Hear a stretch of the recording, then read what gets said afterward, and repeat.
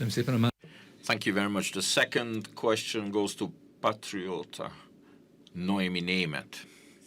Thank you very much. Good afternoon to you. I have one question to each of the participants. Mr. Orban, you have mentioned the serious energy crisis that we are facing. The ships that have been able to pass the Strait of Hormuz are just reaching Europe now. Now that there is no oil coming from Russia or from Middle East, what do you think will happen with Europe, with Hungary? And what can the Hungarian-American Energy Cooperation mean for Hungary? And what do you think, will Brussels also lift the sanctions on the Russian energy? If I may. Please.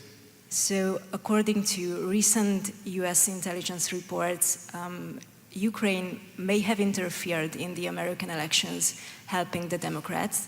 It has also come to light that the Ukrainian intelligence treats Hungary as an operational zone as well. What kind of political motivation could be behind Ukraine targeting conservative, patriotic political forces both in the United States and in Hungary? Thank you very much.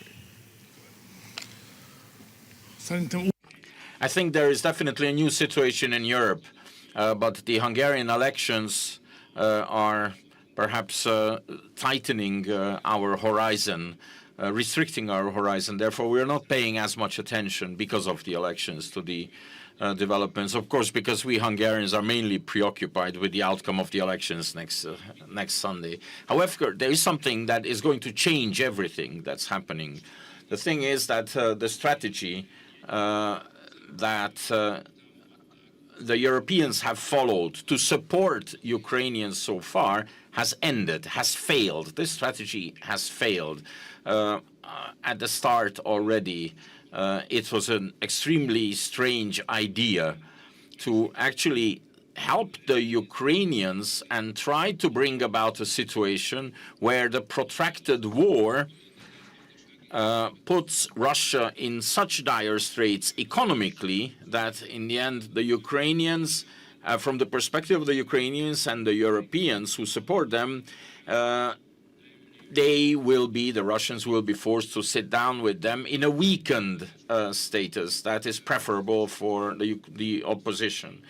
However, to wage an economic war against a country that has unlimited energy resources and has unlimited raw materials, while those waging the economic war do not have energy and do not have raw materials, was a very strange idea. And for some time, they might have believed that the sanctions levied on Russia in the end will be enough to actually win this economic war. But what is happening now is all of a sudden, everything has gained importance what the Russians dispose of. And suddenly they are in a much more favorable position than they used to be before, ever. So the the support of Ukrainians' strategy has basically failed. But now we are concentrating on the elections. That's why perhaps less attention was paid to this. But we will be faced with an absolutely new situation after the Hungarian elections.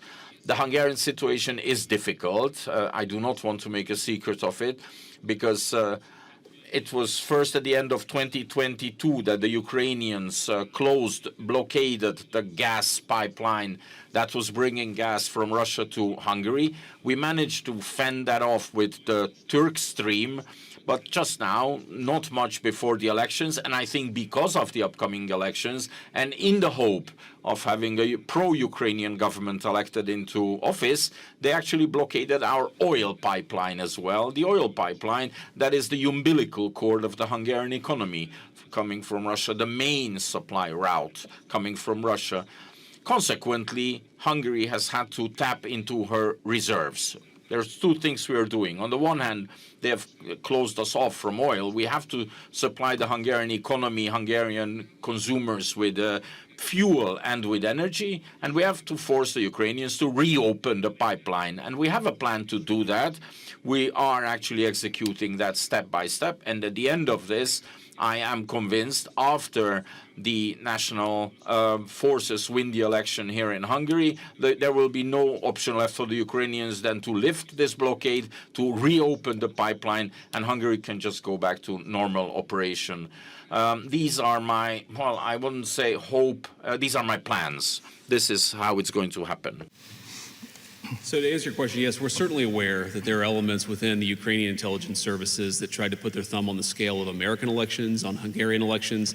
This is just what they do. This is part of the cost of doing business within some elements of their system. I try to remind myself that Ukraine, like the United States, is a very complicated place. There are good people and there are bad people. There are people that try to interfere in others' elections, and there are people who actually just say, you know what, we believe in sovereignty for everybody, and that's what we support.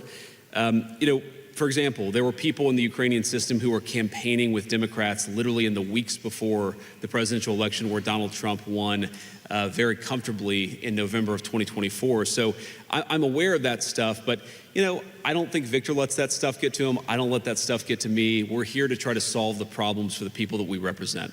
And whatever certain elements within the Ukrainian system think about me or think about anybody else, I really believe it's in the best interest of Ukraine, the best interest of Europe and Hungary, the best interest of the United States for this war to come to as rapid of a close as possible.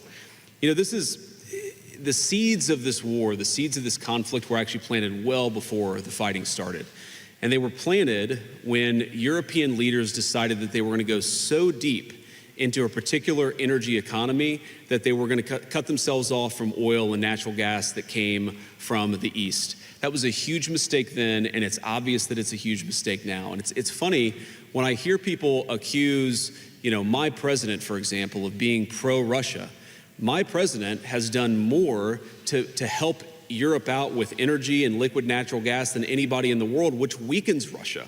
Because we would love our allies and our friends to pursue smart energy policies so their consumers can pay less money, but also when, God forbid, there's a conflict, they can rely on us rather than another country for the energy that they need. So it's so funny to me that very often the very people who accuse this or that leader of being pro-Russia are the very people who created an energy-weak economy in Europe to begin with, and that has done more than anything to make Ukraine weak and Russia strong. We just want the killing to stop. We want to get back to commerce. We recognize there's a lot of difficult issues, but the way to solve those issues is to talk to one another and to actually engage in the hard work of diplomacy.